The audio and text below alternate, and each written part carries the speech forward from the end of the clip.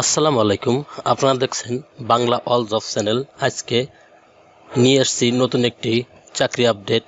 পল্লী প্রগতি সহায়ক সমিতি এনজিওর সংক্রান্ত সকল তথ্য শেষ পর্যন্ত দেখবেন, কারণ আবেদন যোগ্যতা, বেতন, পোস্ট সব কিছু থাকছে এই ভিডিওর মাধ্যমে। এই জন্য আমরা এই ভিডিওটি দেখবেন। এখানে পদ কোনটা, শিক্ষাগত যোগ্যতা কি, বেতন বা অন্যান্য সুযোগ সুবিধা কি থাকছে, কর্মস্থল কত হবে, আপনার আবেদন প্রক্রিয়া কি, অনলাইনে অথবা সরাসরি বা এ বিষয়ে জানতে পারবেন, আবেদনের শেষ তারিখ জানতে পারবেন। চলুন তাহলে দেরি না করে শুরু করি আজকে ভিডিওর বিস্তারিত। পল্লী Pragati Sahayak Samiti, Adapur, Dhaka, Mohammadpur. Migrated regulatory authority সনদপ্রাপ্ত। এই নিয়োগটি প্রকাশ করেছে দৈনিক প্রথম আলো 30 সেপ্টেম্বর 2025।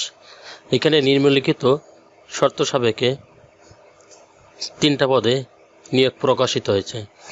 এখানে 1 নম্বর পদে এরিয়া ম্যানেজার, বেতন 45,500 টাকা, পদ সংখ্যা 10 জন। শিক্ষাগত যোগ্যতা যে কোনো বিষয়ে স্নাতকোত্তর ডিগ্রি সম্পন্ন হতে হবে। অভিজ্ঞতা প্রার্থীর ক্ষেত্রে স্নাতক ডিগ্রি পর্যন্ত শিথিলযোগ্য। প্রার্থীকে ক্ষুদ্র ঋণ কর্মসূচিতে 5টি শাখা পরিচালনায় 3 বছরের অভিজ্ঞতা থাকতে হবে। 2 নম্বর পদে বলা হয়েছে ব্রাঞ্চ ম্যানেজার, মাইক্রো ফিন্যান্স কর্মসূচি। বেতনের কথা বলা হয়েছে 35,500 টাকা। এখানে পদ সংখ্যা 35টি। যে কোনো বিষয়ে স্নাতকোত্তর ডিগ্রি সম্পন্ন হতে হবে। অভিজ্ঞতা সম্পন্ন প্রার্থীদের শিক্ষাগত যোগ্যতা শিথিলযোগ্য। প্রার্থী ক্ষুদ্র ঋণ কর্মসূচিতে শাখা ম্যানেজার পদে 3 বছরের অভিজ্ঞতা থাকতে হবে। এখানে 3 নম্বর পদে বলা হয়েছে ফিল্ড অফিসার, মাইক্রো ফিন্যান্স কর্মসূচি।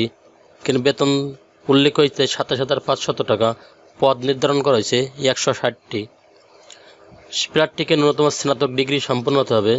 তবে প্রার্থীকে ক্ষুদ্র ঋণ কর্মসূচিতে 3 বছরের অভিজ্ঞতা সম্পন্ন হতে হবে।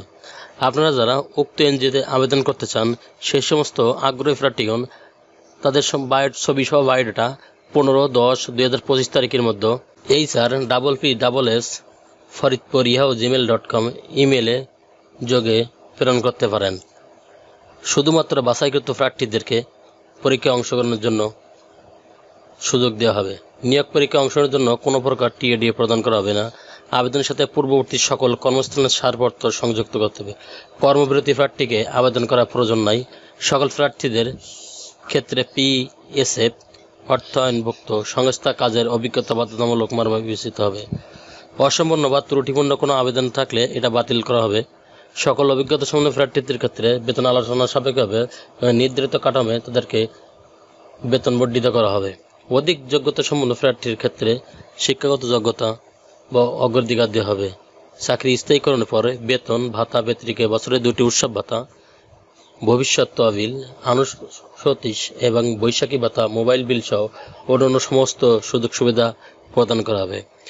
প্রিয় বন্ধুরা, আপনারা যারা আগ্রহী, চ্যানেলটি যদি ভালো লাগে সাবস্ক্রাইব করে সঙ্গে থাকুন সমস্ত চাকরি খবর সবার আগে আপনার ইউটিউব চ্যানেল পাওয়ার জন্য।